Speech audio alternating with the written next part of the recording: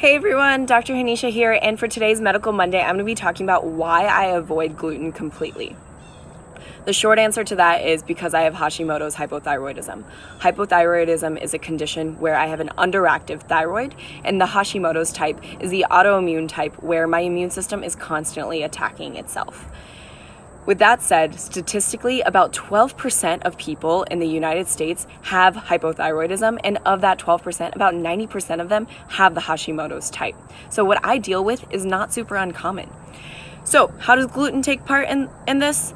Gluten takes part in something called molecular mimicry. This is where gluten mimics my thyroid hormone and other proteins, tricking my thyroid receptors to take the gluten instead of my thyroid hormone that's normally produced in my thyroid gland. This leads to a series of immune responses where my immune system starts to attack itself because of this deceitful gluten.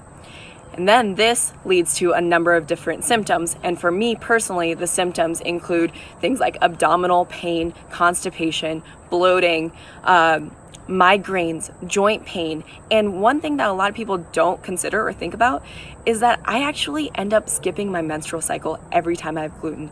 This means that it's directly affecting my hormones.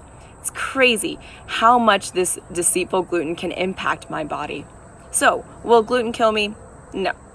However, these symptoms are just not worth it for me because now I live an extremely optimal life and I feel good most of the time.